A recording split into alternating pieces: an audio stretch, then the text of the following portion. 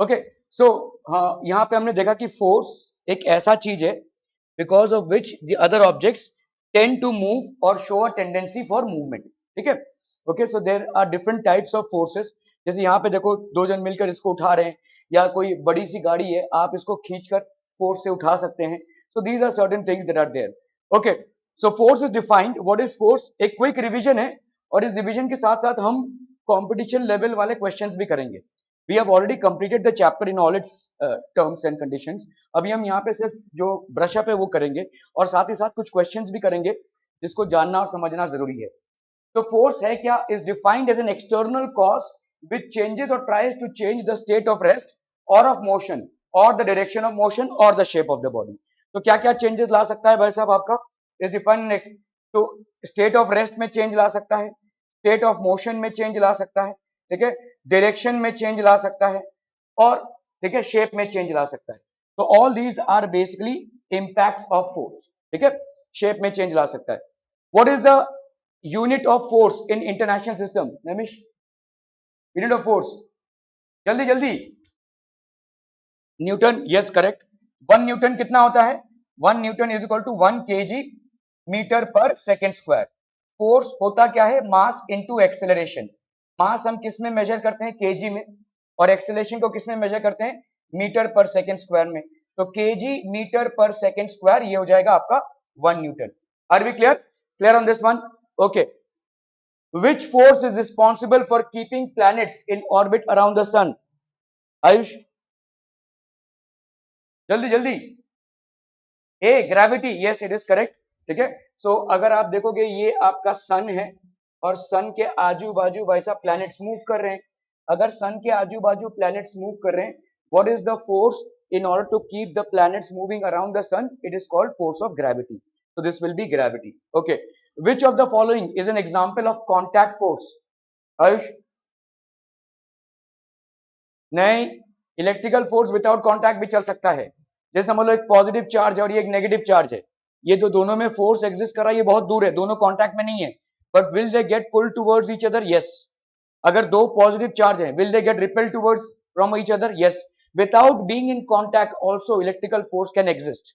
ठीक है, तो यहाँ पे फ्रिक्शन एक ऐसा फोर्स है जो विदाउट कांटेक्ट एग्जिस्ट नहीं कर सकता है। Gravitational force can also exist without contact. अभी अभी आपने देखा कि एक प्लैनेट जो सन के आजू बाजू घूम रहा है, उस सन और उस प्लैनेट में ग्रेविटेशनल फोर्स है, हालांकि कोई कांटेक्ट नहीं है। ठीक है, इलेक्ट्रिकल फोर्स भी विदाउट कांटेक्ट, स्प्रिंग फोर्स भी आपका विदाउट कांटेक्ट हो सकता है। ठीक है, spring force can also exist without contact. ठीक है, so what can not exist without contact is friction, क्योंकि फ्रिक्शन हमेशा रिलेटिव मोशन को अपोज करेगा, और रिलेटिव मोशन तभी होगा जब एक बॉडी दूसरे बॉडी के ऊपर मूव कर रही होगी। ठीक है, okay, contact force, frictional force is a contact force, spring force, muscular force, magnetic force, gravitational force, electrostatic force। इनमें से कौन सा कॉन्टैक्ट फोर्स हो जाएगा? इलेक्ट्रोस्टैटिक फोर्स देखो कॉन्टैक्ट फोर्स नहीं होगा। ठीक है, फॉर एग्जांपल ये पॉजिटिवली चार्ज है और ये बलून है, इस बलून को आपने घिस दिया है, ये चार्ज हो गया है, तो ये विदाउट कमिंग इन कॉन्टैक्ट ये स्मॉल पेपर पीसेस को अट्रैक्ट करेगा, तो यहाँ पे कॉन्टैक्ट होने की जरूरत नहीं है। ठीक है, सो ये एक नॉन कॉन्टैक्ट फोर्स हो गया।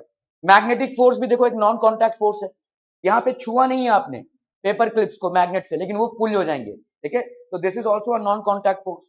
अगर आप देखोगे gravitational force, this is also a non contact force. ठीक है, फ्रिक्शनल फोर्स है, कॉन्टैक्ट फोर्स है। ठीक है, स्प्रिंग फोर्स कॉन्टैक्ट फोर्स है, मस्कुलर फोर्स ये कॉन्टैक्ट फोर्स है। ठीक है, पर यहाँ पे आपका स्प्रिंग फोर्स भी होगा, which is a contact force.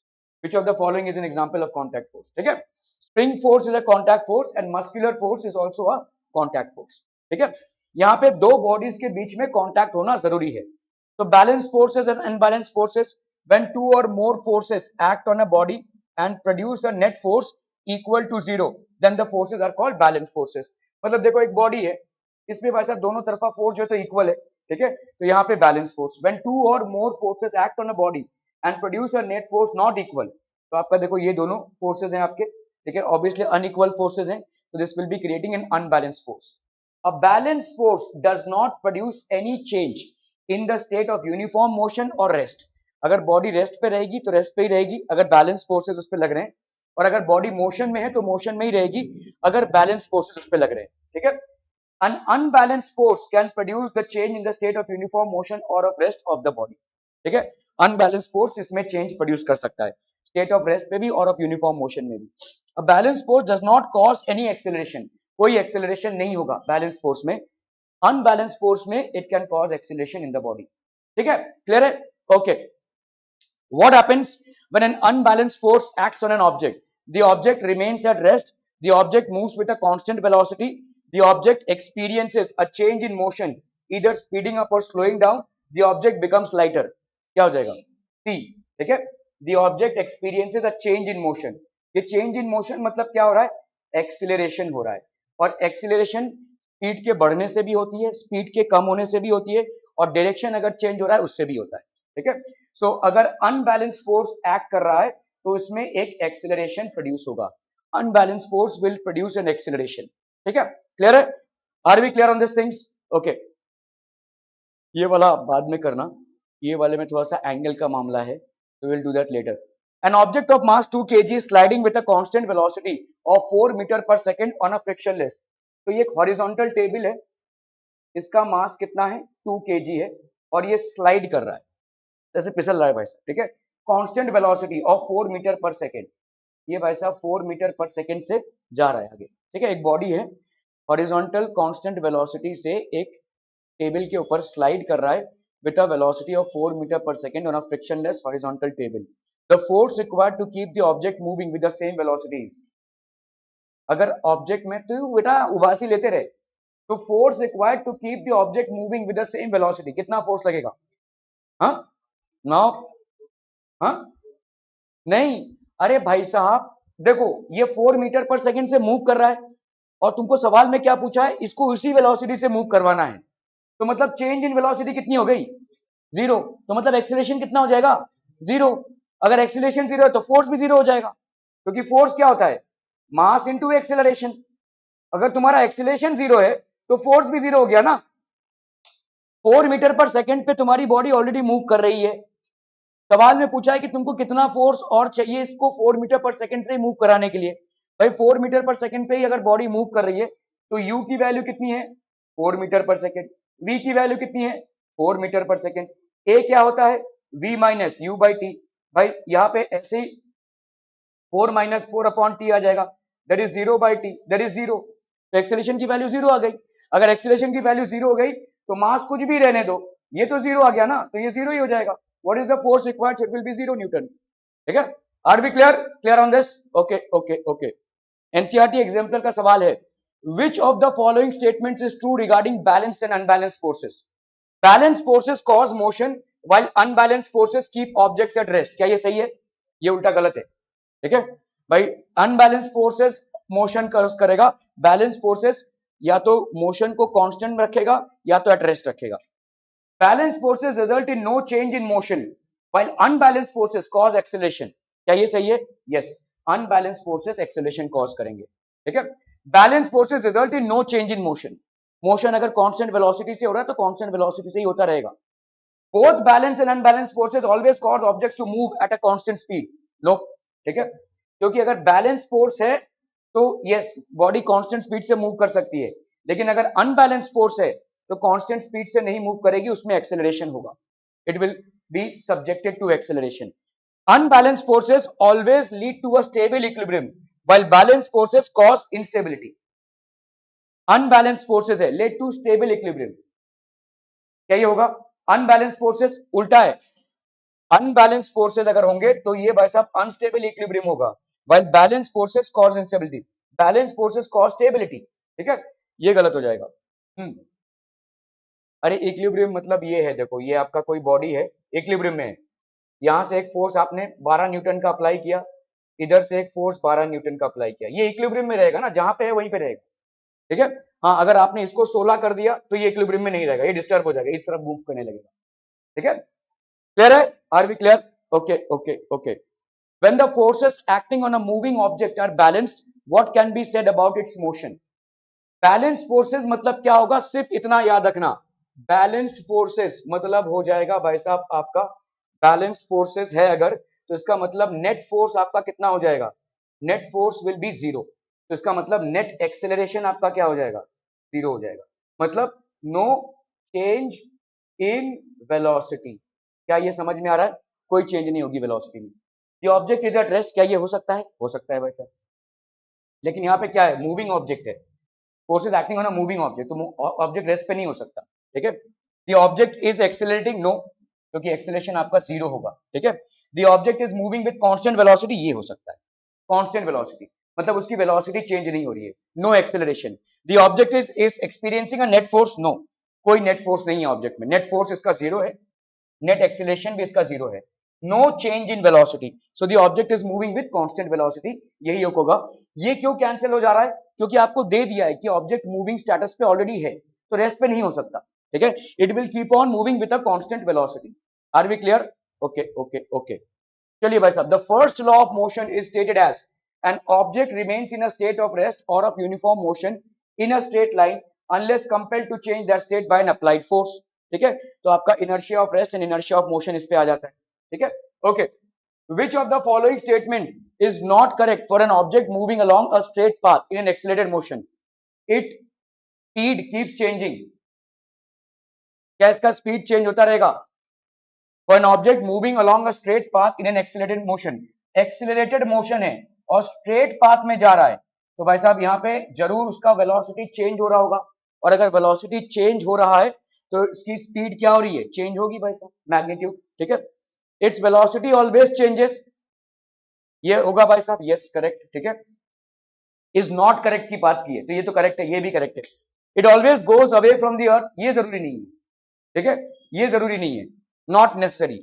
A force is always acting on it, अगर भाई साहब आपका एक्सेलरेशन है तो एक फोर्स उस पर जरूर लगेगा, क्योंकि फोर्स होता है m × a, ठीक है। तो force is always acting on it, तो this is the incorrect statement, ठीक है।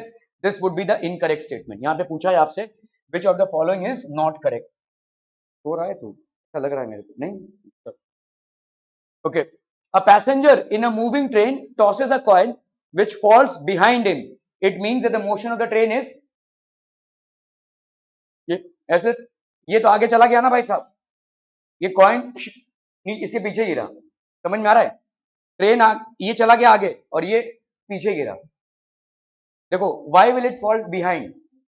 Why will it नहीं इनर्शिया, हाँ देखो ये ऊपर गया और ये नीचे आया, लेकिन तब तक पैसेंजर आगे चला गया है ना, समझ में आ रहा है? ये तो अपना नेचुरल ले रहा है, पैसेंजर ने कॉइन को यहां पे उछाला था, ये ऊपर गया, जब तक ये नीचे आया, ये इसका स्ट्रेट लाइन मोशन है, ये ऊपर गया नीचे आया, स्ट्रेट जैसा होता है, लेकिन पैसेंजर तब तक आगे निकल गया ना, ठीक है।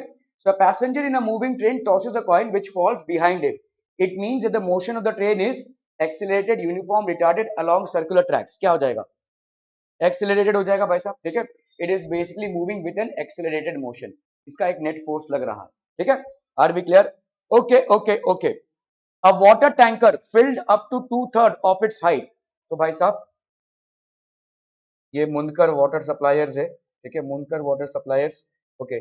इसमें भाई साहब 2/3 मतलब ऐसे भरा हुआ है पानी, देखो इतना भरा हुआ है टैंकर, ठीक है, ठीक है, क्लियर है?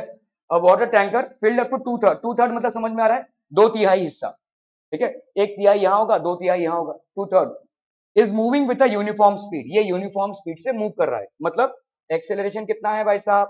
0। यूनिफॉर्म स्पीड मतलब समझ में आ रहा है, acceleration is 0। On sudden application of the brake, फट से ब्रेक लगाया इसने, ठीक है, the water in the tank, अगर ब्रेक लगाए, नहीं पहले बात बताओ, ब्रेक लगाएगा तो क्या होगा? यूनिफॉर्म वेलोसिटी से बॉडी मूव कर रही थी, 0 एक्सेलरेशन, क्या ब्रेक लगाने से एक्सेलरेशन कॉज होगा? डी एक्सेलरेशन कॉज होगा, क्यों? क्योंकि अभी आपका वेलोसिटी मतलब v है, लेकिन अभी क्या हो जाएगा? ये 0 हो जाएगा ना, आपने ब्रेक क्यों मारा है? गाड़ी को रोकने के लिए मारा है, तो ये v से 0 होगा, मतलब अभी इस पे एक्सेलरेशन हो रहा है। Change in velocity means acceleration or deceleration, whatever you want to call it. तो भाई साहब ये गाड़ी रुकी, मतलब अभी इस पे फोर्स लगा, फोर्स किस तरफ लगा? फोर्स किस तरफ लगा? इस तरफ, है कि नहीं? तो पानी किस तरफ मूव होगा? आगे की तरफ, बहुत बढ़िया भाई साहब, तो पानी ऐसे मूव होगा, ऐसे चल जाएगा।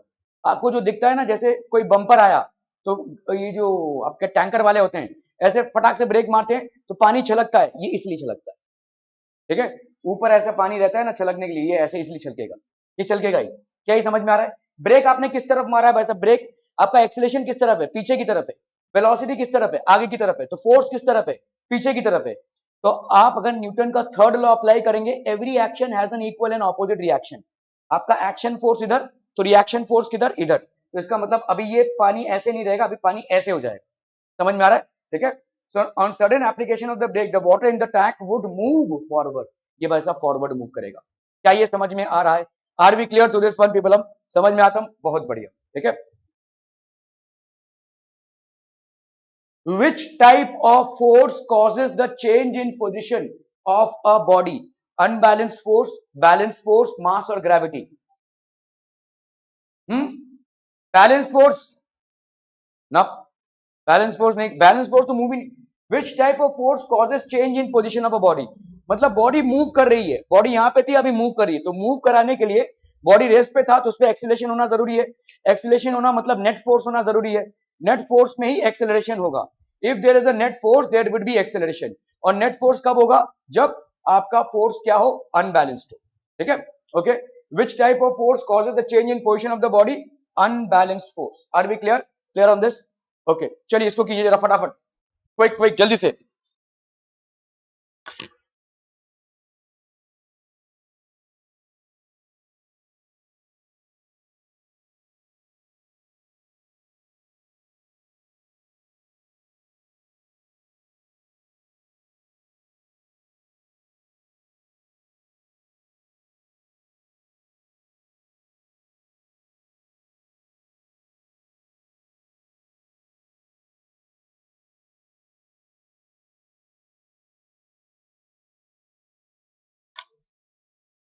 When a hanging carpet is beaten with a stick, dust particles start coming out of it। भाई साहब ये देखो हैंगिंग कारपेट है, ठीक है, ठीक है, ये आपका समझ लो हैंगिंग कारपेट है, इसको आपने ठीक है ऐसे हैंग करके रखा है और इसको स्टिक से पीट रहे हैं, ऐसे जोर जोर से मार रहे हैं। ठीक है, तो ये दरअसल अभी तो आपका ये आ गया, क्या कहते हैं, वैक्यूम क्लीनर्स आ गए हैं। कारपेट को आप धो नहीं सकते, किधर धोएंगे भाई साहब? वो धोएंगे तो इतना भारी हो जाएगा भाई साहब, उसको आप संभाल ही नहीं पाएंगे, वॉशिंग मशीन में भी नहीं डाल सकते हैं। तो what you could do is, आप इसमें से डस्ट निकालने के लिए जनरली गांव खेड़े में लोग क्या करते हैं, उसको टंगाते हैं ऐसे और ये धनाधन मारते हैं उसको। ठीक है, अगर मारेंगे तो इसमें से डस्ट निकलेगा। क्यों ऐसा होगा? Why will this happen? जब आप उसको मार रहे हैं, समझ लीजिए कारपेट है, ठीक है, लेट्स से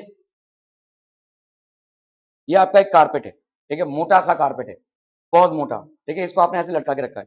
जब आप इसको मार रहे हैं, ठीक है, मोटा भारी कारपेट है तो ये हिल गया, लेकिन डस्ट पार्टिकल्स जो इसके साथ हैं वो अभी तक क्या रहेंगे, इनर्शिया ऑफ रेस्ट पे रहेंगे।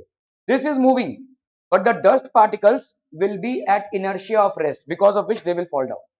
समझ में आ रहा है? ये वही कॉन्सेप्ट है जैसा हमने देखा था कि अगर कोई आपने एक कार्डबोर्ड लिया है और एक ग्लास के ऊपर रख दिया है, उसके ऊपर एक कॉइन रख दिया है, उसको ऐसे टैप कर रहे हैं तो कॉइन नीचे गिर जाएगा लेकिन कार्डबोर्ड निकल जाएगा। कॉइन क्यों नीचे गिर रहा है? इनर्शिया ऑफ रेस्ट के लिए। तो इसी तरह से जो डस्ट पार्टिकल्स हैं, ठीक है, ये जो डस्ट पार्टिकल्स हैं, these are clinging onto the carpet when you're beating the carpet is moving backwards, ठीक है, but the dust particles due to the inertia of rest will remain at the same position। मतलब देखो ये dust particle है और ये carpet है, ये से चिपका हुआ है, आपने इसको पीटा तो कारपेट पीछे चला गया, लेकिन ये अपने इनर्शिया ऑफ रेस्ट के लिए यहां पे रह गया, नीचे गिर जाए। That is how it will fall. ठीक है, क्लियर है? तो इनर्शिया आप देखोगे जब आप कपड़े सूखने देते हैं, ठीक है, अभी तो वॉशिंग मशीन में ड्रायर वगैरह आ गया है, लेकिन अगर आप निचोड़ते हैं तो लोग देखो ऐसे ऐसे झटकते हैं ना कपड़े को, ठीक है, झटकते क्यों हैं? ताकि पानी उसमें से निकले। और ये पानी कैसे निकलेगा? आप जब उस कपड़े को झटक रहे हैं, ठीक है, ये कपड़ा है भाई साहब जो भी है, ये कपड़ा, पानी का जो पार्टिकल है वो उससे सेपरेट आउट हो जा रहा है। कैसे? इनर्शिया ऑफ रेस्ट की वजह से। ठीक है, ये पानी जो आपका कपड़ा है वो पीछे जा रहा है और ये अपना इनर्शिया ऑफ रेस्ट की वजह से उसी जगह पे रह जाएगा तो नीचे गिर जाए। That is how it is based. तो कपड़ों का झटकना मतलब ज्यादा से ज्यादा पानी निकाल देना उसमें से, ज्यादा से ज्यादा पानी उसमें से रिमूव कर देना। तो ये कैसे हो रहा है? Again it is also inertia of rest. ठीक है, आप देखोगे जब आप कपड़ों की आयरनिंग करते हो, जब कपड़े को प्रेस कर रहे हो, क्यों करते हैं हम? स्ट्रेट करने के लिए, है ना, गुचला मुचला रहेगा वैसा, जब हमने धोया है तो स्क्रीचेस रहेंगे तो उसको हम प्रेस करके पहनते हैं। प्रेस करके अगर आप ना पहनना चाहें, ठीक है, तो आप हैंगर में उसको, जैसे अगर आपने समझ लो आज 1 घंटे के लिए कोई शर्ट पहना, कल वही पहनने वाला, तो आप क्या करोगे? उसको हैंगर में रख दोगे। हैंगर में रहने से उसमें क्रीज क्यों नहीं आएगा, क्रीज क्यों नहीं पड़ेगा? क्योंकि जब हैंगर में आप रख रहे हो तो वो स्ट्रेट है, देखो ये कपड़ा ऐसा स्ट्रेट रहेगा, it will remain as inertia of rest. जब आप उसको ऐसा उतला पुतला करके रख दोगे तो वो पूरा बिगड़ जाएगा, क्रीज पड़ जाएगा। लेकिन जब हैंगर में रख रहे हो so the entire cloth is at rest, inertia of rest, तो उसमें वैसा क्रीचेस नहीं आएंगे। क्या ये समझ में आ रहा है? ठीक है, so all these are basically inertia of rest. तो आपका यहाँ पे क्या हो जाएगा, Newton's first law of motion. Why? Because the dust particles, ये जो डस्ट पार्टिकल्स हैं उसके, dust particles in the carpet, dust particles in the carpet stay at rest, stay at rest due to inertia of rest, due to inertia of rest, or inertia of rest, inertia of motion, inertia of direction, all are basically properties of the first law of Newton's motion. क्या ये समझ में आ रहा है? ठीक है, so this will be Newton's law. नहीं, एक्शन रिएक्शन नहीं, कैसे थर्ड लॉ कैसे? Action and reaction are acting on different bodies. ये भाई साहब कारपेट है, ठीक है, और उसमें से धूल निकल रहा है, नहीं, action reaction is something else. जैसे एक ही बॉडी है, इसमें से भाई साहब एग्जॉस्ट निकल रहा है, तो ये बॉडी आगे जा रही है। Action reaction are those forces, this is not action reaction, ठीक है, it is not action reaction, it is basically Newton's first law. Okay, the Newton's first law of motion is also known as law of action, law of inertia, law of motion, F is equal to M A. Vaibhav क्या होगा?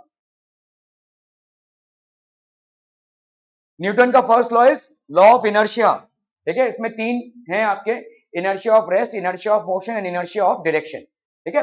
Okay, the passenger tends to lean forward when a running metro stop suddenly, it is because, तो मैंने आपको example दिया था कि जैसे ही एक मेट्रो मतलब ट्रेन है, तो अगर समझ लो ये पैसेंजर है, जैसे ही वो फटाक से रुकता है गाड़ी, तो इंसान आगे गिरने की टेंडेंसी दिखाता है, धप से आगे की तरफ जाएगा। क्यों? क्योंकि आपका lower part of the body has is in contact with the train.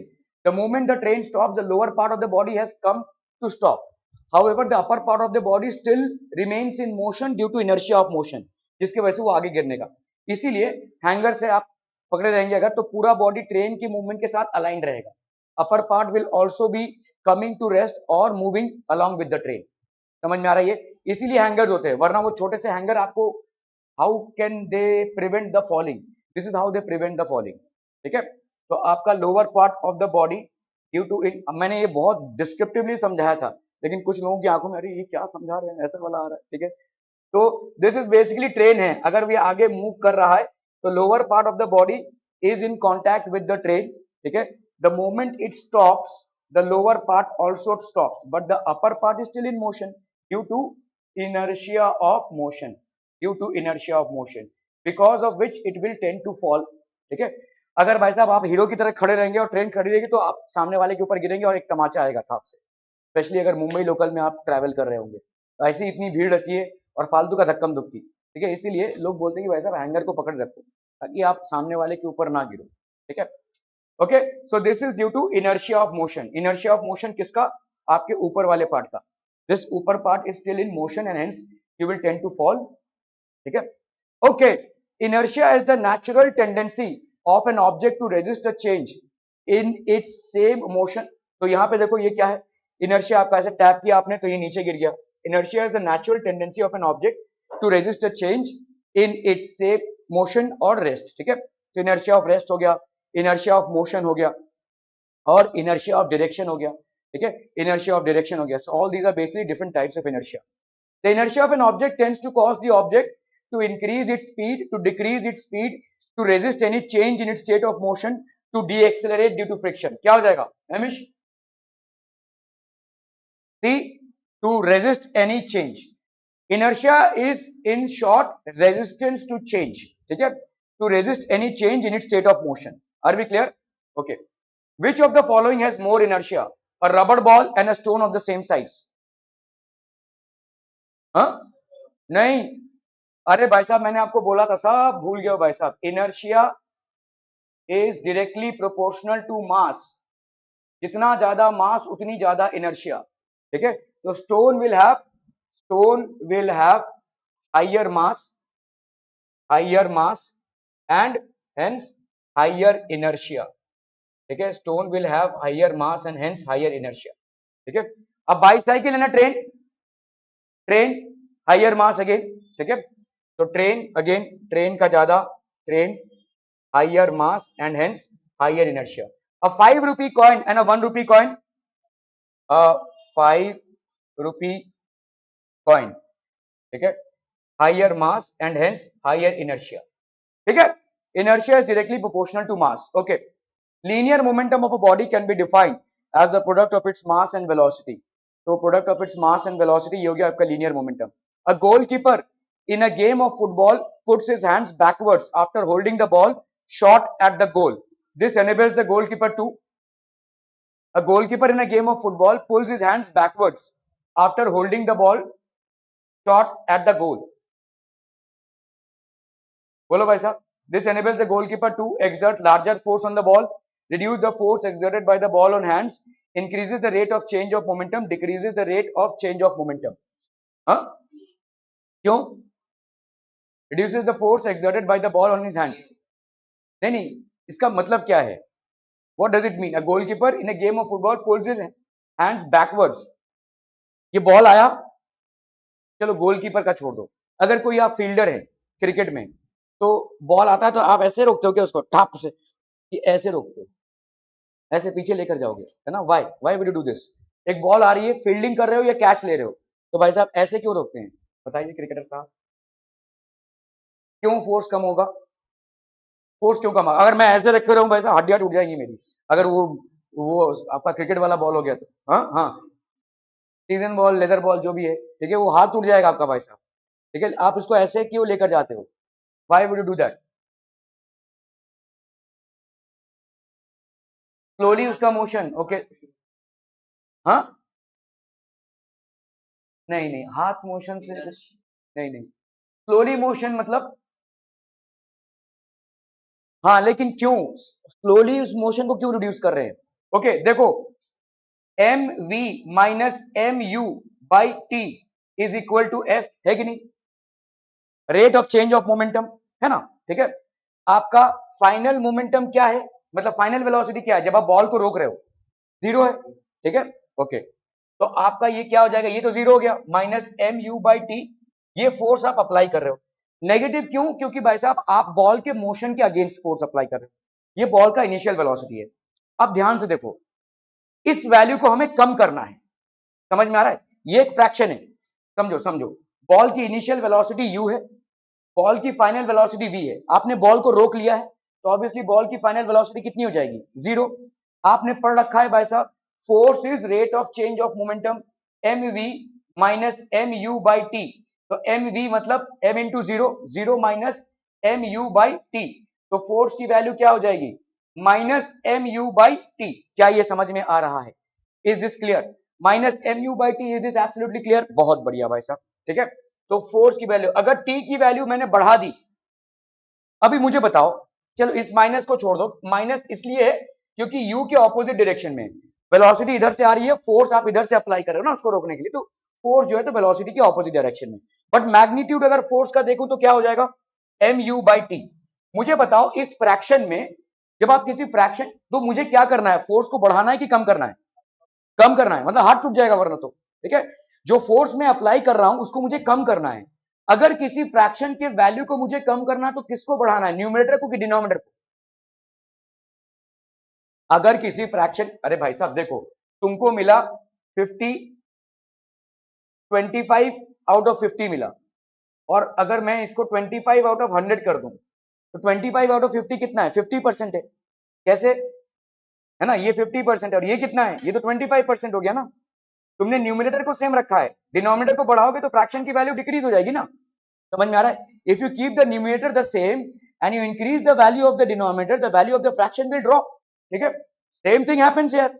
अगर आपने भाई साहब यहाँ पे t की वैल्यू बढ़ा दी, तो f की वैल्यू क्या हो जाएगी? कम हो जाएगी. और इसी t के वैल्यू को बढ़ाने के लिए आप ऐसे कर रहे हैं, मतलब आप इमीडिएटली इसको स्टॉप नहीं कर रहे हैं, ये ऐसे स्टॉप कर रहे हैं, मतलब बॉल स्टॉप नहीं हुआ है, ये अभी जाकर स्टॉप हुआ. तो आपने क्या किया? ये t की वैल्यू बढ़ा दी ताकि फोर्स की वैल्यू कम हो. क्या ये समझ में आ रहा है? ठीक है, so the only way to increase the value of t is if you keep your hands while catching or holding the ball in the direction of the ball. So here it was u and now it is coming to v, that is 0. So here this is the time. लेकिन इधर ही अगर रोकने की कोशिश करोगे, high chances are that you will misfield it or you will break your hands, क्योंकि बहुत ज्यादा फोर्स आप अप्लाई कर रहे हो उस पर. ठीक है, are we clear? So this is the actual way to actually calculate the ball. Clear है भाई साहब? Are we clear? ओके. तो इसके लिए क्यों है भाई साहब? This enables the goalkeeper to reduce the force exerted by the ball on the hands, increase the rate of change of momentum, नहीं, increase the rate of change of momentum, decrease the rate of change of momentum, तभी force decrease होगा. Decrease the rate of change of momentum, yes, ये correct होगा. ठीक है? Are we clear on this? Okay. What is momentum? Mass into velocity, है ना? What is momentum भाई साहब? Momentum is mass into velocity. SI unit क्या हो जाएगा? kg meter per second. Interpret force in terms of momentum. Represent the following graphically. Momentum versus velocity when mass is fixed. तो आपको भाई साहब आपने यहाँ पे मोमेंटम डाल दिया है, मोमेंटम, और ये हो गया आपका वेलोसिटी. ठीक है? मास आपका फिक्स्ड है. ठीक है? तो मोमेंटम क्या हो जाएगा? जैसे जैसे वेलोसिटी बढ़ेगी मोमेंटम बढ़ेगा कि नहीं? जैसे जैसे वेलोसिटी को बढ़ाएंगे तो मोमेंटम भी बढ़ेगा. स्ट्रेट लाइन ग्राफ हो जाएगा ये, सिंपल. ठीक है? आपने मोमेंटम को इधर प्लॉट किया है, momentum is mass into velocity, और ये हो गया आपका velocity. Momentum versus mass when velocity is constant. ठीक है? आपका वेलोसिटी यहाँ पे कांस्टेंट है. मोमेंटम वर्सेस मास, अभी आपने यहाँ पे क्या डाला है? मोमेंटम, और ये हो गया आपका मास इनटू वेलोसिटी. आपने वेलोसिटी को कांस्टेंट रखा है और यहाँ पे आपने मोमेंटम वर्सेस वेलोसिटी. वेलोसिटी को अगर कांस्टेंट रखा है आपने तो मोमेंटम क्या हो जाएगा? मोमेंटम वर्सेस मास. ओके, यहाँ पे mass, sorry, mass when velocity is constant. जैसे जैसे मास बढ़ाओगे वैसे वैसे मोमेंटम बढ़ेगा, है कि नहीं? जैसे मैं आपको बोल रहा हूं कि एक साइकिल है. ठीक है? एक साइकिल है भाई साहब जो 5 मीटर पर सेकंड से मूव कर रही है. ठीक है? और एक भारी भरकम सा ट्रक है, इसका स्पीड भी 5 मीटर पर सेकंड है, लेकिन मोमेंटम किसका ज्यादा होगा? ट्रक का, है ना? मोमेंटम क्या है? Mass into velocity. ये भी मास इनटू वेलोसिटी, दोनों का वेलोसिटी सेम है, लेकिन क्या दोनों का मास सेम है? नहीं, ट्रक का मास ज्यादा है. So what whose momentum will be higher? Truck का. समझ में आ रहा है ये? Okay. What is the momentum of an object of mass m moving with a velocity v? क्या हो जाएगा बोलो? ओए आयुष, क्या होगा momentum? Object of mass m moving with a velocity v, एकदम सिंपल सा तो है. इतना क्या सोच रहा है? mv हो गया. ठीक है, खत्म. Okay. How much momentum will a dumbbell of mass 10 kg transfer to the floor if it falls from a height of 80 centimetre? Take its downward acceleration to be 10 metre per second square. ये वाला सवाल हम कर चुके हैं, लेकिन फिर भी कीजिए जरा फटाफट. मोमेंटम कितना ट्रांसफर करेगा?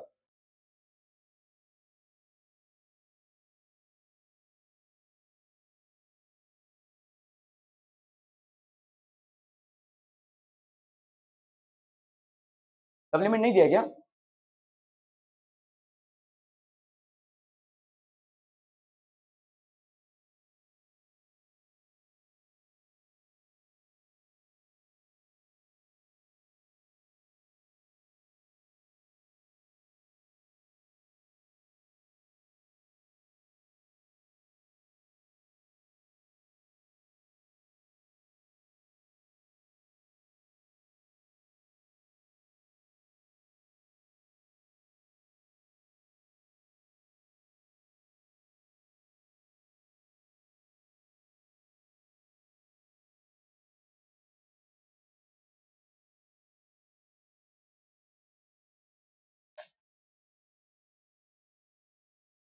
रख दो ना.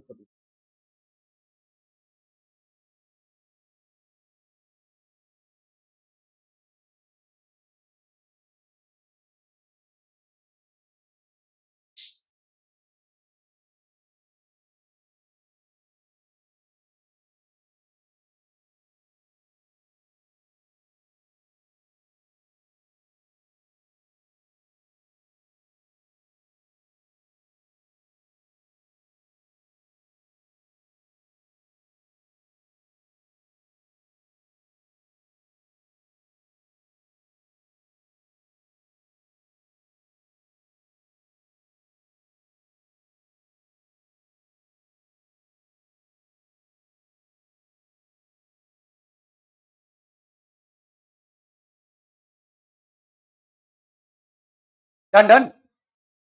How much momentum will a dumbbell of mass इसका कितना है भाई साहब?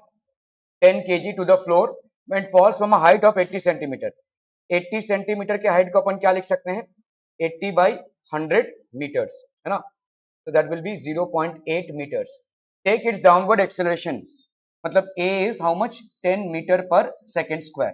ठीक है भाई साहब, कितना मोमेंटम ट्रांसफर होगा? देखो इसका फाइनल वेलोसिटी कितना हो जाएगा, ये यहां से गिरा भाई साहब धड़ाम से, ठीक है, कितना हाइट है ये 0.8 metre.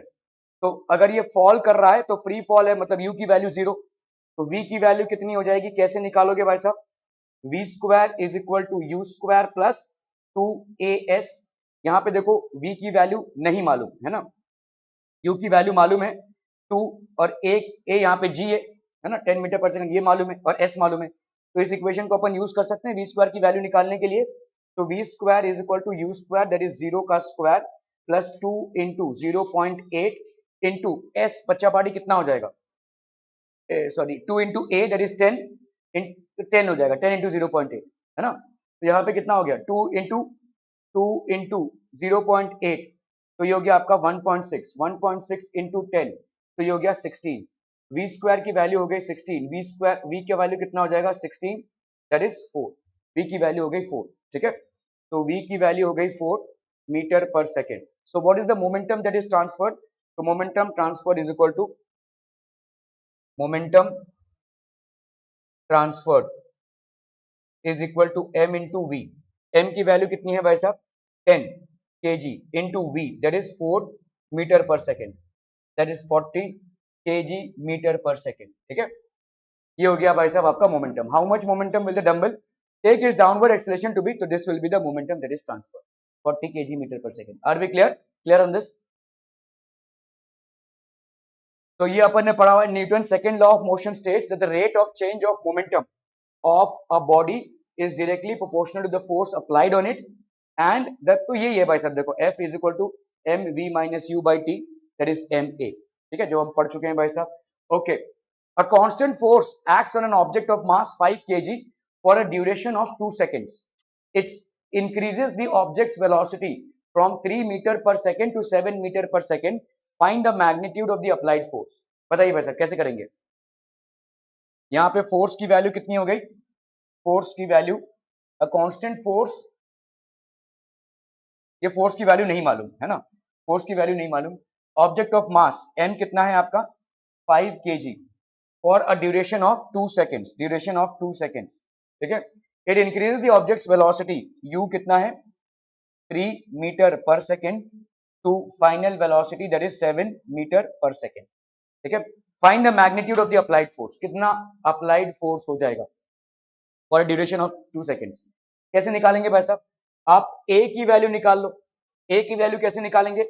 v is equal to u plus a t होता है। ठीक है, तो v की वैल्यू यहाँ पे कितना है 7, u की वैल्यू कितनी है 3, प्लस a नहीं मालूम, t की वैल्यू कितनी है 2। ठीक है, 7 minus 3 4 is equal to 2a, तो देयरफॉर a की वैल्यू क्या हो जाएगी 4/2, दैट इज 2 मीटर पर सेकेंड स्क्वायर। ठीक है, ये आ गया a का वैल्यू। अभी क्या चाहिए आपको? Magnitude of the applied force. Applied force कितना हो जाएगा? Force is equal to m into A. ठीक है, force is equal to mass into acceleration होता है। मास की वैल्यू कितनी है भाई साहब 5 kg, और एक्सेलरेशन कितना है 2 मीटर पर second square, that becomes how much 10 kg metre पर सेकेंड स्क्वायर। बच्चा पार्टी kg मीटर पर सेकेंड स्क्वायर को अपन क्या लिखते हैं 10 newton. Are we absolutely clear through this one बच्चा पार्टी? ठीक है, the following is the distance timetable for an object in motion। time और ये हो गया distance। what conclusion can you draw about the acceleration? देखो टाइम कितने से चेंज हुआ 1, डिस्टेंस कितना 1, टाइम भाई साहब कितना हुआ 1 से चेंज हुआ, इतना कितना डिस्टेंस हो गया 8। ठीक है, यहाँ पे 1 से, और यहाँ पे भाई साहब 27। ठीक है, what conclusion can you draw about the acceleration? Acceleration के बारे में क्या बोल सकते हैं? हाँ नहीं, जीरो एक्सेलरेशन कैसे होगा? वेलोसिटी चेंज हो रहा है ना भाई साहब। देखो यहाँ पे तुम्हारा, यहाँ पे वेलोसिटी कितना होगा, वेलोसिटी देखो 0, तो ये तो 0 है भाई साहब है ना। तुमने यहाँ पे 1 सेकंड में कितना 1 मीटर कवर किया, तो वेलोसिटी कितना हो गया 1 मीटर पर, 0 कैसे होगा? 1 मीटर कवर किया कितने में 1 सेकंड में, तो 1 मीटर पर सेकंड है ना। 1 सेकंड इधर, और कितना डिस्टेंस कवर किया 1 माइनस 0, तो 1 मीटर पर सेकंड। यहाँ पे 1 सेकंड, और यहाँ पे कितना हो गया 8 माइनस 1 7, 7 मीटर कवर किया तुमने 1 सेकंड में, तो this will be how much 7 metre per second. ठीक है, यहाँ पे देखो 2 से 3 अगेन 1 सेकंड, 8 से 27, तो कितना हो गया 7 माइनस 27 माइनस 8 15 ना, नहीं 27 माइनस 8, ये हो गया आपका कितना 19 मीटर पर सेकेंड। यहाँ पे 1 सेकेंड 27 माइनस 64, 64 माइनस 27, 7 प्लस 7 14, 5 से 2 गया 3, 37 मीटर पर सेकेंड ऐसे जा रहा है भाई साहब। ये समझ में आ रहा है? यहाँ पे कितना हो गया 1 और ये 125, 125 माइनस 64, तो 5 से 4 गया 1 6 में, तो ये हो गया आपका कितना 61 मीटर पर सेकेंड ऐसे जा रहा है। तो क्या वेलोसिटी आपकी कांस्टेंट है? नहीं, velocity is changing. About acceleration, तो एक्सेलरेशन के बारे में क्या बोल सकते हैं भाई साहब? Change in velocity 7 minus 1 in 1 second, तो ये हो गया 7 मीटर पर सेकेंड। एक्सेलरेशन के बारे में क्या बोल सकते हैं? देखो पहले वाले में कितना था 1 मीटर पर सेकेंड, 1 मीटर पर सेकेंड माइनस 0 मीटर पर सेकेंड अपॉन 1 सेकेंड, है ना, ये हो गया आपका final velocity minus initial velocity, तो कितना हो गया आपका 1 मीटर पर सेकेंड स्क्वायर। ठीक है, दूसरे वाले में क्या है देखो 7 माइनस 1 कितने सेकंड में हुआ 1, तो आपका हो गया 6 metre per second upon second, तो ये हो गया 6 मीटर पर सेकंड स्क्वायर। मतलब एक्सेलरेशन भी कांस्टेंट नहीं है तुम्हारा। ठीक है, तो व्हाट कैन यू से, ठीक है, व्हाट कैन यू ड्रॉ, तो acceleration, acceleration is not constant, acceleration is not constant and it's increasing, ये भाई साहब इंक्रीज हो रहा है। ठीक है, so this will be increasing, acceleration is not constant. What do you infer about the forces acting on the object? अगर आपका एक्सेलरेशन चेंज हो रहा है तो फोर्स भी चेंज होगा। ठीक है, एक फोर्स एक ही एक्सेलरेशन देगा, तो इसका मतलब अगर एक्सेलरेशन बढ़ रहा है तो एडिशनल फोर्स लग रहा है उसमें। ठीक है, so therefore since since acceleration acceleration is changing, acceleration is changing, the applied force, the applied force is also changing, the applied force is also changing। क्या ये समझ में आ रहा है? ठीक है, okay okay okay.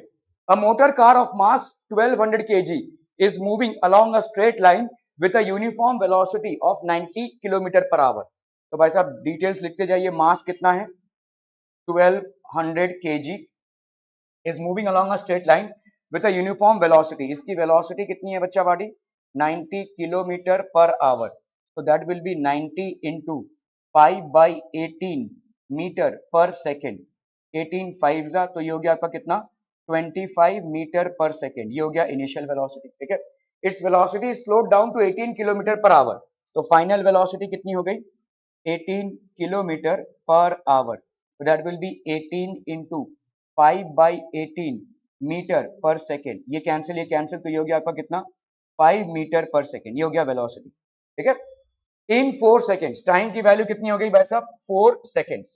Bye an unbalanced external force calculate the acceleration, यहाँ पे एक्सेलरेशन कैलकुलेट करना है एंड चेंज इन मोमेंटम, तो आपको एक्सेलरेशन कैलकुलेट करना है और change in momentum, change in momentum calculate करना है।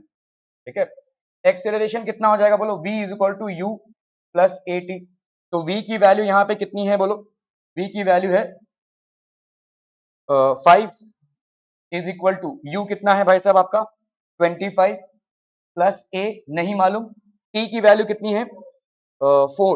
ठीक है, तो ये हो गया 4, तो ये कर लो भाई साहब 5 minus 25 is equal to 4a, तो ये हो गया minus 20 is equal to 4a, तो देयरफॉर a की वैल्यू हो गई माइनस 20/4 दैट इज -5 मीटर पर सेकेंड स्क्वायर, तो acceleration is equal to -5 metre पर सेकेंड स्क्वायर। अगर आपसे डी एक्सेलरेशन पूछा होता तो आप इसको पॉजिटिव लिखते थे। ठीक है, कैलकुलेट दी एक्सेलरेशन, तो ये तो आपने कैलकुलेट कर लिया, and change in momentum, change in momentum कितना हो जाएगा, change in momentum will be equal to final momentum minus initial momentum, final momentum minus initial momentum, तो फाइनल मोमेंटम बचा बाड़ी कितना है m v minus m u, तो इसको m into v minus u लिख सकते हैं। m की वैल्यू ये हो गया आपका 1200, v की वैल्यू भाई साहब कितनी हो गई यहाँ पे 5 माइनस u की वैल्यू कितनी हो गई 25। ठीक है, so this will be 1200 into minus 20, so that will be 12 twos are 24, 24000 kg metre पर सेकेंड, ठीक है। ये हो गया आपका change in momentum, change in momentum delta P लिखते हैं, ठीक है। Also calculate the magnitude of the force required, तो फोर्स रिक्वायर्ड कितना हो जाएगा, इसको सीधा सीधा मास इंटू एक्सेलरेशन कर दो भाई साहब, ठीक है। तो मास कितना है 1200 इंटू -5 मीटर पर सेकेंड स्क्वायर, तो दैट विल बी 12 5 60 6000 न्यूटन, ठीक है। तो यहाँ पे आपका नेगेटिव क्यों आ रहा है, नेगेटिव आंसर को आपको एक्सप्लेन कर रहेगा, तो negative because it is against the velocity, ठीक है। Clear, okay. चलिए इसको करना है भाई साहब फटाफट, क्विक क्विक जल्दी से करना है।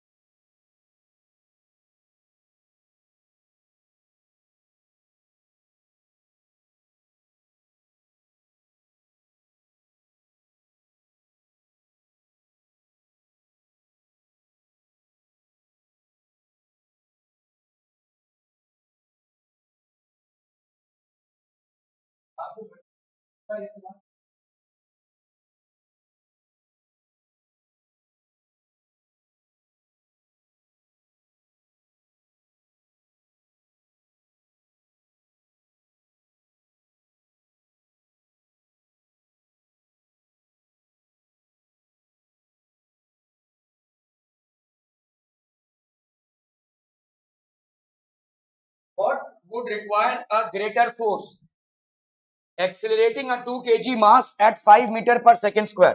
तो पहला फोर्स भाई साहब, फर्स्ट फोर्स कितना है बोलो, फर्स्ट फोर्स की value F is equal to m into a, 2 kg mass at 5 meter per second square, so that will be how much, 10 kg meter per second square, so that's going to be how much, 10 Newton.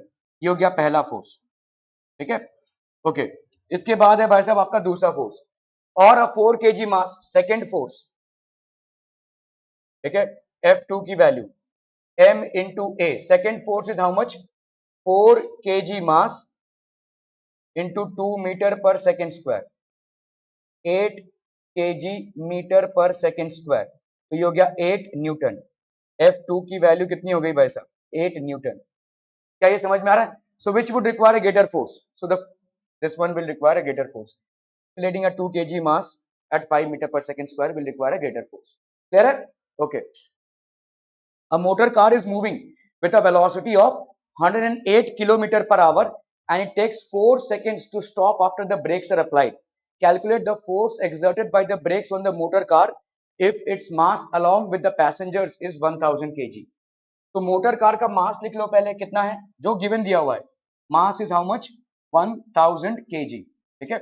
Is moving with a velocity, तो initial velocity इसकी कितनी है 108 kilometre per our, इसको अपने को क्या करना है मीटर पर सेकेंड में कन्वर्ट करना है, तो किससे मल्टीप्लाई करेंगे 5/18 से, ठीक है। तो into 5/18 that will be how much 8 6 48, ठीक है, 6 5 30 मीटर पर सेकेंड हो गया इनिशियल वेलोसिटी, ठीक है।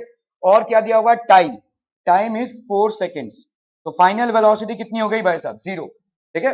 After the brakes are applied calculate the force exerted, ठीक है। तो आप यहाँ पे क्या लिख सकते हैं, A is equal to V minus u by t, V की वैल्यू भाई साहब यहाँ पे कितनी है 0, माइनस यू माइनस हो गया 30 अपॉन टी 4, तो दिस इज -30/4, ठीक है। 4 7 28, 4 5 20 मीटर पर सेकेंड स्क्वायर, ये हो गया भाई साहब माइनस में, माइनस में क्यों आ रहा है क्योंकि it is against the force, ठीक है। So therefore calculate the force exerted, तो force exerted by the brakes will be m into A, M की वैल्यू यहाँ पे कितनी है 1000 इंटू 7.5 माइनस में, ठीक है, केजी मीटर पर सेकेंड स्क्वायर, तो इसको अपन क्या लिख सकते हैं 750 न्यूटन, ठीक है, -750 न्यूटन। आपको यहाँ पे बताना पड़ेगा the minus sign indicates that the force applied by the brakes is against the velocity, ठीक है, क्लियर है, इसलिए माइनस साइन है। चलिए चलिए चलिए फटाफट इसको करना है, क्विक क्विक जल्दी से।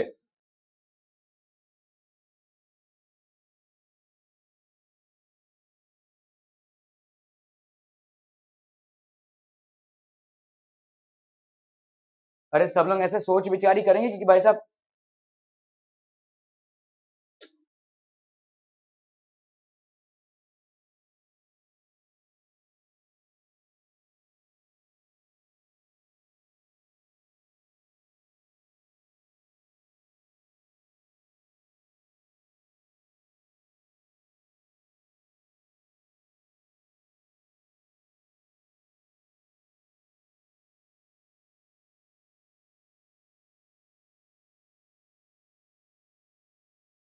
Done done. A force of 5 Newton, यहां पे भाई साहब फोर्स कितने का है 5 Newton, gives a mass m1, मास है आपका m1, एन एक्सीलरेशन कितना 10 मीटर पर second square, and a mass m2, तो मास m2 अगर है तो एन एक्सीलरेशन ऑफ 20 मीटर पर सेकेंड स्क्वायर, है कि नहीं। What acceleration would it give if both the masses were tied together, अगर दोनों भी मास टाइड टुगेदर होता, ठीक है। ओके, तो पहले तो हम भाई साहब यहाँ पे m1 की वैल्यू निकाल लेते हैं, पहला वाला देखो, ठीक है।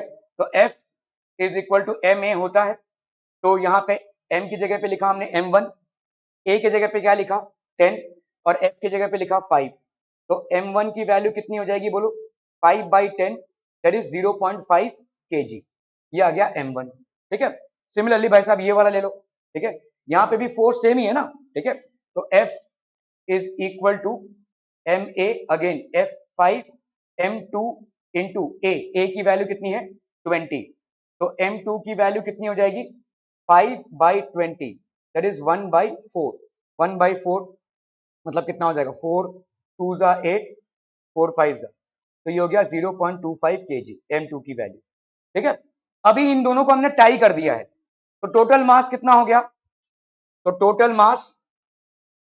Mass is 0.5 plus 0.25, that gives you how much 0.75 kg, ठीक है।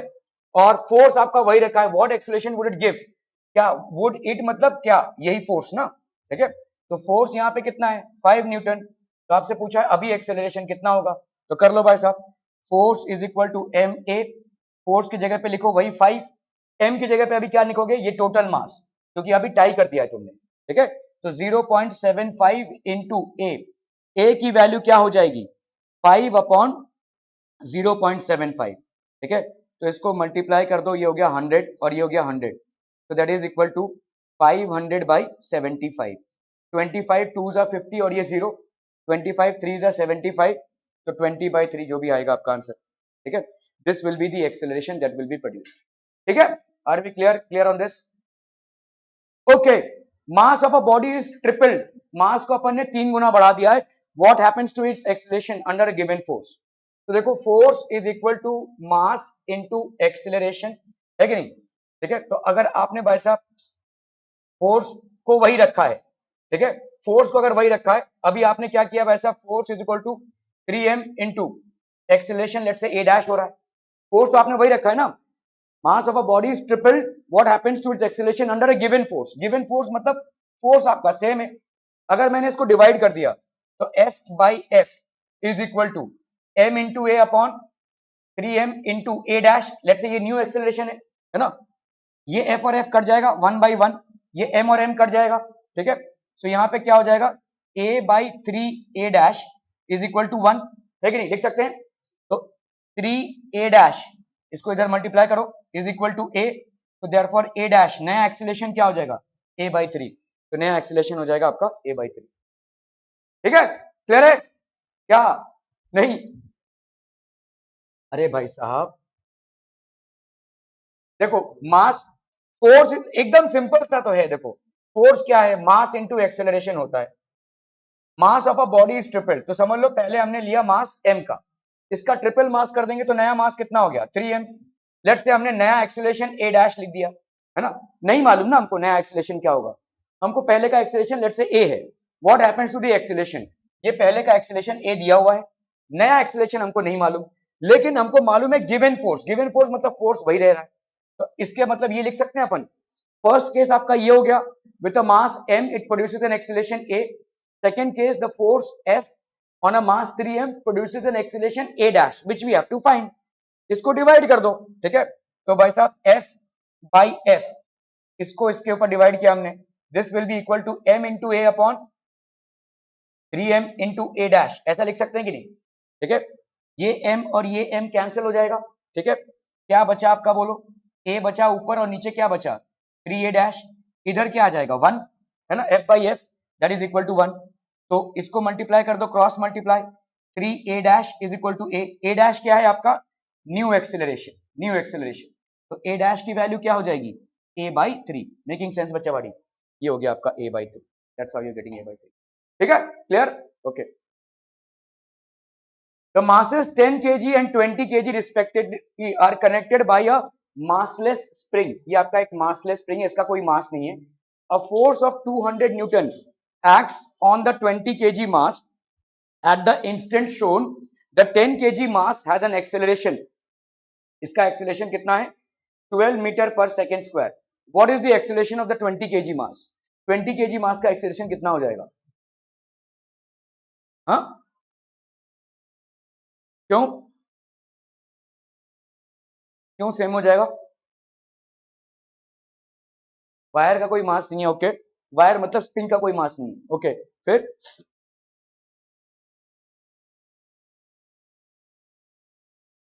तो is the body connected? Perfectly connected है, इसका स्प्रिंग का कोई मास नहीं है, ठीक है। तो इसका एक फोर्स इस पे लग रहा है विच इज कॉजिंग, तो इस पे कितना फोर्स लग रहा है बताओ? इसको ऐसे समझो, ये 10 है और ये 12 है, तो ये वाला मास इस स्प्रिंग के चलते कितना फोर्स इस पे लगा रहा है? ऐसे मत देखो इसको, देखो इसका फोर्स, पहले हम इस पे 10 kg पे लगता हुआ फोर्स कैलकुलेट कर रहे हैं, ठीक है। फोर्स फोर्स ऑन 10 kg मास कितना हो जाएगा बोलो? फोर्स होता है मास इंटू एक्सेलरेशन। मास कितना है? 10 kg, और एक्सेलरेशन दिया हुआ है कितना? 12 मीटर पर सेकेंड स्क्वायर। तो ये कितना हो गया? 120 न्यूटन का फोर्स। समझ में आ रहा है ये? ओके। अभी अगर ये भाई साहब कितने फोर्स, इस पे कितना फोर्स लग रहा है? 120 Newton. Every action has an equal and opposite reaction. अगर ये इसको 120 न्यूटन से खींच रहा है तो ये भी इसको 120 न्यूटन से खींचेगा, है ना। तो मतलब इस बॉडी पे इस डायरेक्शन में कितना फोर्स है? 120 न्यूटन। क्या ये समझ में आ रहा है? ठीक है। तो अभी देखो इस बॉडी पे इधर कितना फोर्स है? 200, और इधर कितना फोर्स है? 120। तो रिजल्टेंट फोर्स कितना हो जाएगा? 200 माइनस 120, तो कितना फोर्स हो गया? 80 न्यूटन का टोटल फोर्स इस बॉडी पे एक्ट कर रहा है। तो अभी एक्सेलरेशन कितना हो जाएगा? अभी 80 न्यूटन का force is equal to mass into acceleration. तो 80 न्यूटन का फोर्स इस पे एक्ट कर रहा है। मास कितना है इसका? 20 इंटू ए की वैल्यू क्या हो जाएगी? 80/20, कैंसिल, ये हो जाएगा 4 मीटर पर second square. So this would be the answer. समझ में आ रहा है? ठीक है। इस पे कितना एक्सेलरेशन एक्ट कर रहा है पहले हमने देखा, तो इस पे कितना फोर्स एक्ट कर रहा होगा? 120 न्यूटन का। अगर इसको एक 120 न्यूटन का फोर्स खींच रहा है तो ये भी इसको 120 न्यूटन की फोर्स से खींचेगा। Every action has an equal and opposite reaction. अभी 120 न्यूटन का फोर्स इस तरफ, 200 न्यूटन का फोर्स इस तरफ, तो टोटल फोर्स इस पे जो लग रहा है वो कितना हो जाएगा? 80 न्यूटन का फोर्स इस तरफ। 80 न्यूटन का फोर्स कितना एक्सेलरेशन कॉज करेगा? 4 मीटर पर सेकेंड स्क्वायर। किस तरफ? इस तरफ। That's how you have to calculate. क्या ये समझ में आ रहा है? ठीक है, ओके। ये सब भाई साहब आपके कॉम्पिटिशन लेवल के सवाल हैं। A man goes 10 metre towards north, इसको कैलकुलेट करने की कोशिश कीजिए, थोड़ा तो काम कीजिए ना भाई साहब। A man goes 10 metre towards north, 10 meter north की तरफ। A man goes 10 metre towards north, ठीक है, and then 20 meters towards east. तो ईस्ट इधर हो जाएगा भाई साहब, है कि नहीं? देखो ये होता है ना आपका north, south, east, west, and then 20 meter towards the east. तो इसका भाई साहब डिस्प्लेसमेंट कितना हो जाएगा? इस डिस्प्लेसमेंट इज, बोलो भाई साहब, ये displacement is difference between, shortest distance between initial and final positions. तो आपका भाई साहब यहाँ पे ए, बी और सी ले लिया अगर हमने, नॉर्थ और ईस्ट में भाई साहब राइट एंगल ही होगा, ठीक है। सो this is a right angle triangle. ये कितना हो जाएगा? पाइथागोरस थ्योरम से 20 का स्क्वायर प्लस 10 का स्क्वायर लिख सकते हैं, ठीक है, which will be how much? Under root of 500 का स्क्वायर, मतलब कितना हो गया बोलो? 100 into 5, so that will be 10 under root 5। 10 under root 5 मतलब आपका भाई साहब कितना आ जाएगा? देखो अंडर रूट 5 का वैल्यू कितना आएगा? इसमें ना थोड़ा गेस वर्क करना पड़ेगा आपको। 29 आ सकता है क्या? नहीं आ सकता, एकदम एग्जैक्ट नहीं आएगा। 25 भी नहीं आएगा, ठीक है, क्योंकि 25 होता है किसका? आपका भाई साहब, ठीक है। तो ये आपका 22.5 तक आएगा। This would be the correct answer, ठीक है। नहीं यार 22.5 कैसे आएगा? 10 इंटू 5 ना, हाँ 2.25 आएगा कुछ। 5 का अगर देखोगे, 5 है ना, तो इसका नियरेस्ट स्क्वायर नंबर है 4, और ये 9। देखो एस्टिमेशन मेथड था आपका, है ना। तो इसका स्क्वायर रूट कितना है? 2, इसका स्क्वायर रूट कितना है? 3। ये किसकी तरफ है? इसकी तरफ ज्यादा है, तो अप्रोक्सीमेटली 2.25 तक कुछ आ जाएगा इसका अंडर रूट, है ना। इस 2.25 को अगर हम मल्टीप्लाई करेंगे किससे, 10 से, ये बाहर है ना, तो ये आपका कितना आ जाएगा 22.5. So this will be the approximate answer.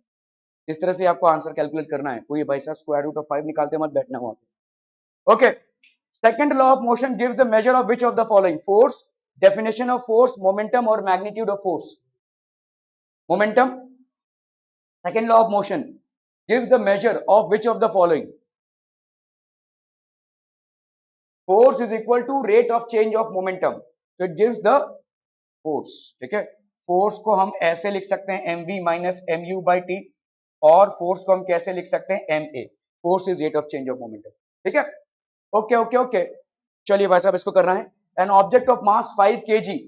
Object है भाई साहब, इसका मास कितना है 5 kg. Is sliding with a constant velocity. इसकी वेलोसिटी भाई साहब कांस्टेंट है, which is how much, 12 meter पर second on a frictionless horizontal table. ये तो भाई साहब वही वाला क्वेश्चन है. द फोर्स, सो दैट ये कांस्टेंट वेलोसिटी से मूव करे, कितना फोर्स लगेगा, 0. ठीक है. कांस्टेंट वेलोसिटी है ना भाई साहब, वेलोसिटी चेंज नहीं हो रही है, तो कोई एक्सेलेरेशन नहीं होगा. एक्सेलेरेशन नहीं होगा तो फोर्स आपका 0 होगा. आप लोग का हो गया क्या, हो गया, done done done, very good. ठीक है. ओके. चलिए भाई साहब इसको करना है फटाफट. In the following example, try to identify the number of times the velocity of the ball changes. A football player kicks a football to another player of his team, who kicks the football towards the goal. तो एक और ये हो गया 2, है ना. The goalkeeper of the opposite team collects the football and kicks it towards the player of his own team. 3, इसने उसको रोका ना, 3, और उसने मारा 4. ठीक है. क्लियर है. Also identify the agent supplying the force in each case. तो प्लेयर 1, प्लेयर 2, प्लेयर 3, प्लेयर 4 ऐसा हो जाएगा. ठीक है. ओके. चलिए भाई साहब इसको करना है फटाफट. इम्पल्स जो है वो आपके, जल्दी जल्दी. ओके. What is impulse. देखो अगर मैंने फोर्स को टाइम के साथ प्लॉट किया, ठीक है, तो एक्चुअली इम्पल्स होता क्या है भाई साहब, इम्पल्स होता है आपका फोर्स इनटू टाइम. तो अगर मैंने फोर्स को टाइम के साथ प्लॉट किया, ठीक है, the area under the force time graph is known as impulse. ध्यान दीजिएगा, the area under force time graph. ठीक है. तो इम्पल्स का फॉर्मूला क्या है, force into final time minus initial time. ठीक है, जाइए आप लोग. ठीक है. Force into delta T. तो impulse is force into delta T. Area under the force time graph gives impulse. ये आपके कंपटीशन लेवल के लिए इंपॉर्टेंट है, जरा लिख लीजिए इसको फटाफट, क्विक क्विक जल्दी से.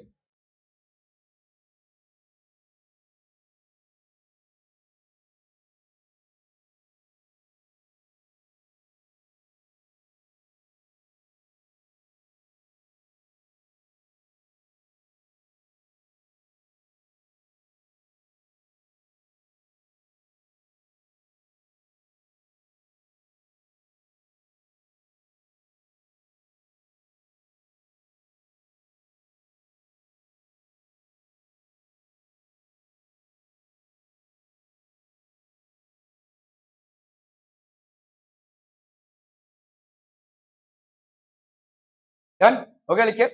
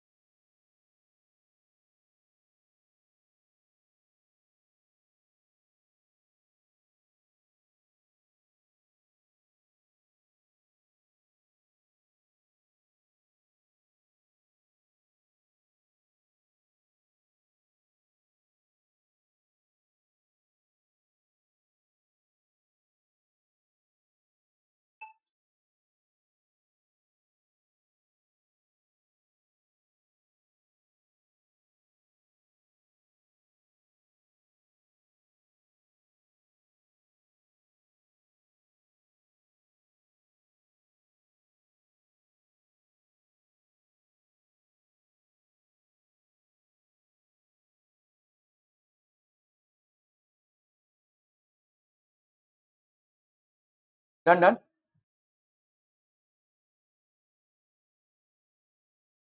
चलिए इसको करना है फटाफट फटाफट।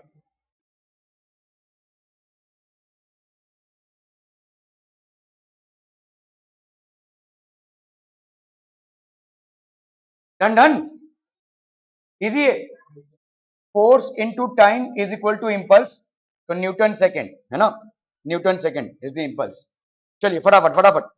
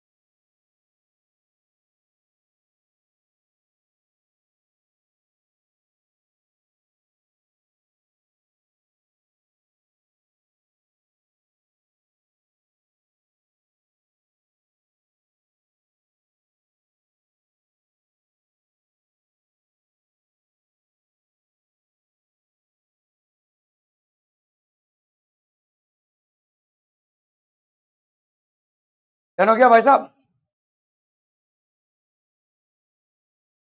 What is the relationship between impulse and momentum? Impulse is the rate of change of momentum, ठीक है। इम्पल्स और मोमेंटम में क्या है, देखो फोर्स क्या है आपका,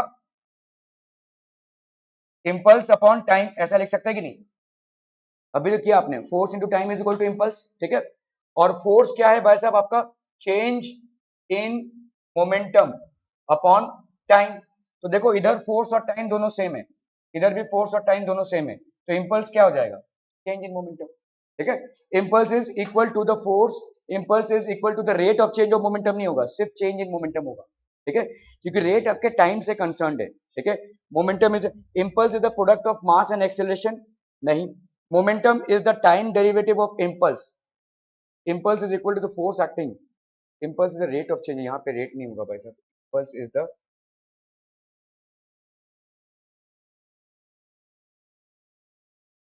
ये तुम लोग नहीं समझ पाओगे टाइम डेरिवेटिव क्या होता है, आपका एक्चुअली ये होगा, impulse is the change of momentum, impulse is the, impulse is the change of momentum, ये होगा, ठीक है। Okay okay okay.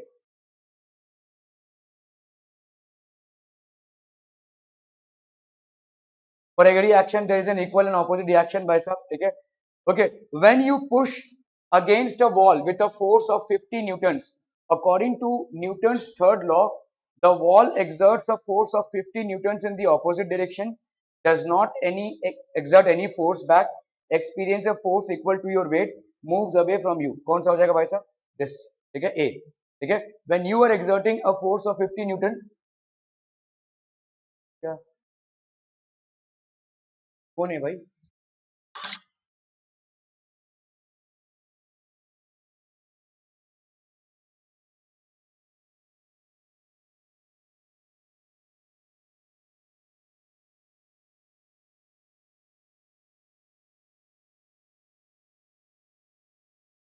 Exerts a force of 50 Newton in the opposite direction. ठीक है, क्लियर है? According to the third law of motion, action and reaction always act on the same body, act on different bodies. अगर मैंने action दिया है तो action wall पे act हो रहा है और उसका रिएक्शन मुझ पे एक्ट हो रहा है, ठीक है? Always act on different bodies in opposite direction, this would be the correct. Have same magnitude and directions, magnitude same है लेकिन डायरेक्शन ऑपोजिट है. Act on either body at normal to each other, this will be the same, ठीक है? According to Newton's third law, for every action there is an equal and opposite reaction. This means that the forces cancel each other out. No, ये नहीं होगा भाई साहब. The two forces applied on different objects, ये होगा, ठीक है? The action force is always larger than the reaction force. No, action and reaction force are equal but opposite in direction. The action and reaction forces act on the same object, ये भी गलत है. They act on two different objects, ठीक है? Okay, so law of conservation of momentum भाई साहब, momentum before collision is equal to total momentum after collision, जिसको अपन पढ़ चुके हैं, ठीक है? A bullet of mass 20 kg is horizontally fired with a horizontal velocity of 150 meter per second from a pistol of mass 2 kg. What is the recoil velocity of the pistol? भाई साहब, before firing total momentum कितना हो जाएगा? Total momentum बोलो भाई साहब, क्या हो जाएगा? दोनों भी रेस्ट पे हैं तो गन का मास 2 इंटू 0 प्लस पिस्तौल का अपना बुलेट का मास 20 ग्राम है. 20 ग्राम को अपन क्या लिख सकते हैं? 20 बाई 1000 kg. कैंसिलम तो ये हो गया 0.02 kg. तो ये हो गया 0.02 kg इंटू 0, ठीक है? ये हो गया टोटल मोमेंटम बिफोर, ठीक है? और टोटल मोमेंटम आफ्टर, तो लेट्स से 2 और इसका वेलोसिटी कितना है हमको नहीं मालूम है. रिकॉइल वेलोसिटी इसका v है प्लस 0.02 इंटू कितने वेलोसिटी से वो आया भाई साहब? 150 है कि नहीं? 150. ये दोनों बराबर होंगे by principle of conservation of momentum, by principle of conservation of momentum, total momentum before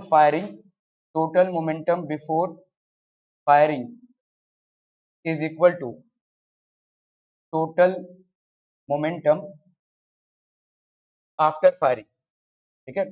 total momentum after firing. तो टोटल मोमेंटम बिफोर फायरिंग कितना हो जाएगा? देखो ये तो पूरा जीरो ही है, ठीक है? This is zero. Total momentum after firing कितना हो जाएगा? 2 इंटू वी प्लस 0.02 इंटू 150. तो ये हो गया 15 टू जा कितना हो गया? 30. और ये हो गया 0 1 2, तो ये हो गया 3 प्लस 3, ठीक है? तो ये हो गया आपका कितना? -3 2v. तो v की वैल्यू कितनी हो जाएगी? -3/2, that is v is equal to -1.5 meter पर सेकेंड. माइनस क्यों? क्योंकि बुलेट का मास बुलेट की वेलोसिटी हमने पॉजिटिव ली है तो ऑब्वियसली गन की वेलोसिटी आपकी नेगेटिव होगी.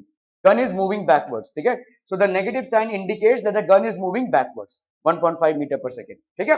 Okay. A boy of mass 40 kg jumps with a horizontal velocity. तो बॉय का मास कितना है? 40 kg.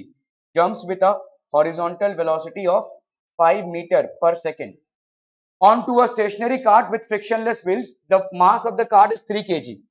कार्ट मास का कितना है भाई साहब? 3 kg, ठीक है? What is its velocity as the cart starts moving? तो इसकी वेलोसिटी भाई साहब कितनी होगी, ठीक है? क्या ये समझ में आ रहा है? तो दिस हम कर चुके हैं एक्चुअली. ये this is basically the boy and this is the cart. So he jumps on the cart, ठीक है? और कार्ट में भाई साहब क्या है? व्हील्स हैं. तो बिफोर जंपिंग टोटल मोमेंटम कितना हो जाएगा? बॉय का मास 40 इंटू 0 क्योंकि वो रेस्ट पे है, और कार्ट भी भाई साहब कितने का है? 3 इंटू 0, ठीक है? आफ्टर जंपिंग भाई साहब कितना हो जाएगा? बॉय का मास 40, कितने स्पीड से उसने जंप किया है? 5, ठीक है? प्लस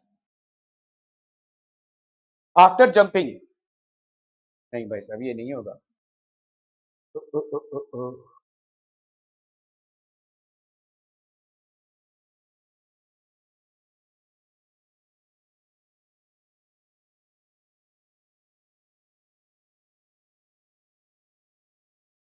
ठीक है, इसको करके आना होमवर्क में।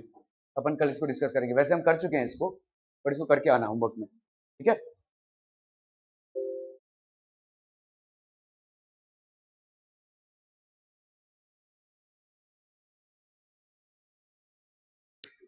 आप लोगों का हो गया?